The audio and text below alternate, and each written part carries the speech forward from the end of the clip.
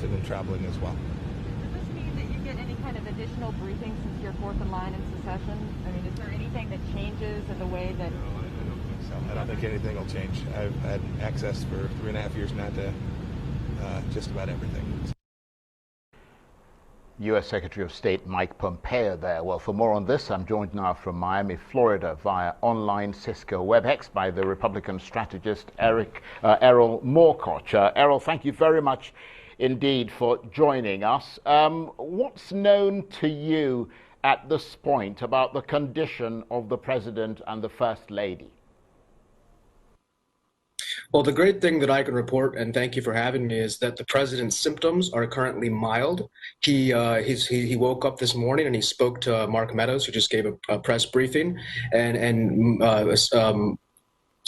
Mark Meadows indicated that his first question was about the economy, about where things are going. So, we have a president who's in good spirits. He's energetic. He's planning to lead from this quarantine. The great thing about this president is that, he's going to be committed to working on behalf of his constituents, despite being sidelined by this foreign pestilence. And, there's nobody with a stronger work ethic, nobody more robust, and nobody who's going to have better access to health care than President Trump. So despite the very real and present danger of anybody having COVID, I myself had COVID, and it wasn't an enjoyable experience, I can say.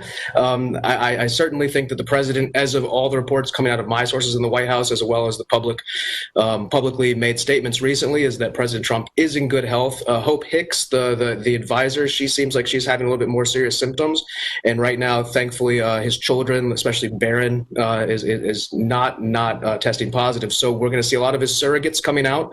Mr. Pompeo, or Secretary of State Pompeo, as you've just seen, is starting to have to step into roles that Mr. Trump, usually would take during the campaign. So we're going to see about, 10 days or so of President Trump kind of leading from behind, which is unusual for a man who's so often puts himself out there and on behalf of his constituents. But right now we can only report positive things, and hopefully this is going to be a more asymptomatic experience for the president.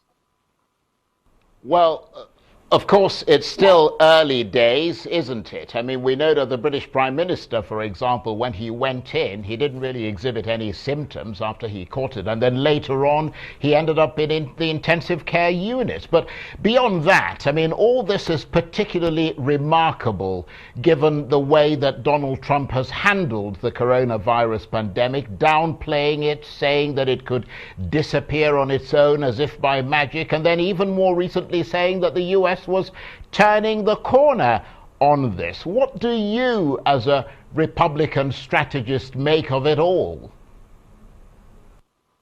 Well, I would say that Donald Trump is still just one man. So as we see the coronavirus starting to, take positive steps in states that were having high fatality rates, and we're seeing, at least less severe symptoms coming out of the future infections, it's not as though Donald Trump getting coronavirus, it might be, a little bit of an enjoyable piece for his enemies who are able to say, see, now you've gotten it. But there was no point where any of us denied that it was a real thing or that it was occurring. It's just that quite simply, we weren't quite sure that shutting down the entire world economy was the quite correct response. When you look at Boris Johnson, that was very sad what happened to Prime Minister Johnson. And thankfully, the NHS there was able to help him. And then again, if you look at President Bolsonaro in Brazil, he also had COVID, and he took hydroxychloroquine, and he almost mocked it and laughed his way through it. So everybody has a different response to it. The Republican Party and the nation as a whole has never been, denying that COVID is a real thing, or now that President Trump has it, it's not some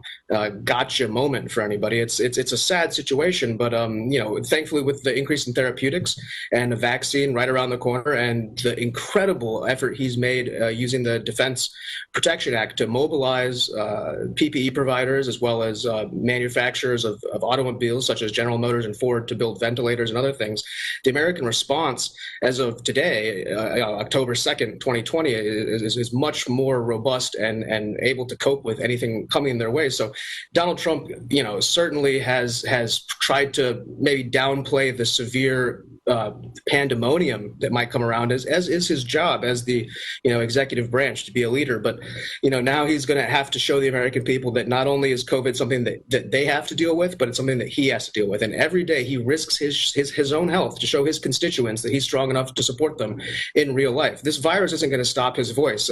it's interesting to think that he's going to be, kept off the campaign trail, and Joe Biden probably still won't have any events anyway.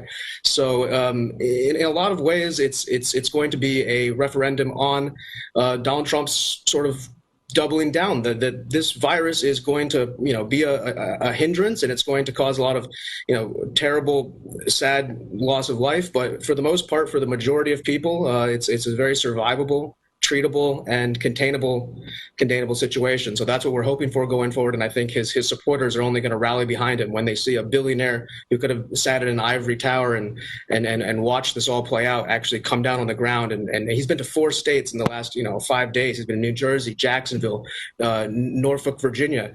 He's on the ground. He's shaking hands. He's doing what perhaps is maybe not for the best of his own. Right. Well, I mean, I understand the point you're making, Erol.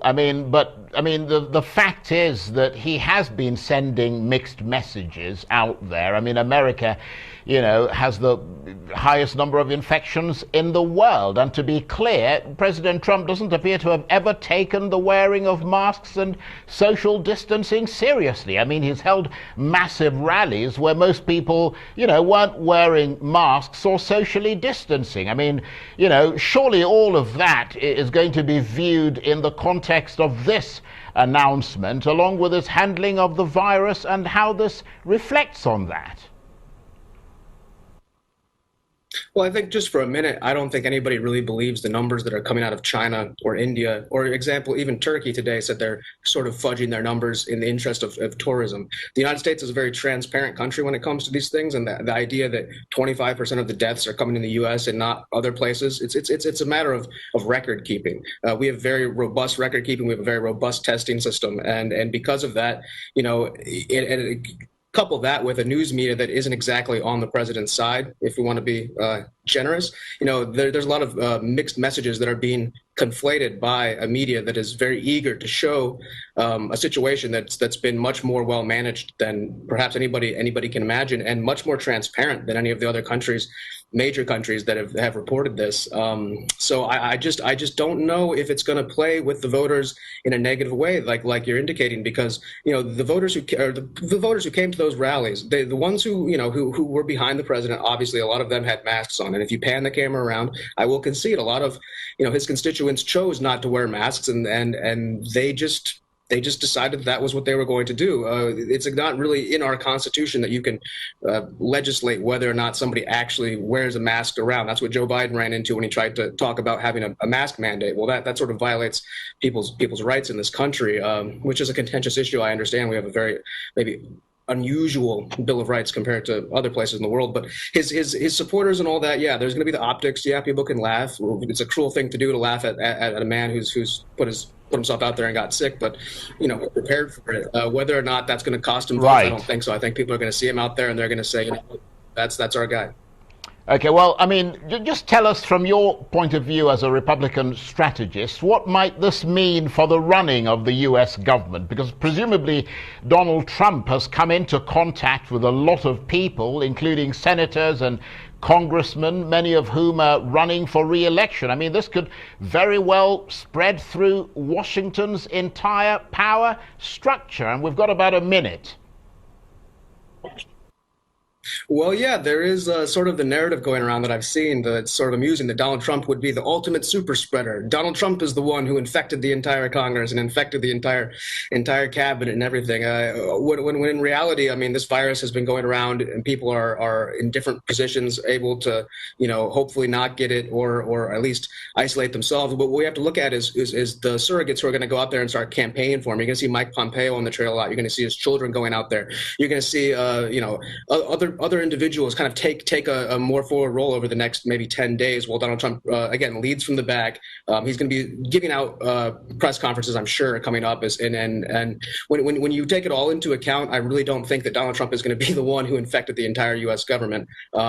Quite simply, he's doing his job, and maybe if some of the other politicians had been more active in their work, we wouldn't be in the situation we are today.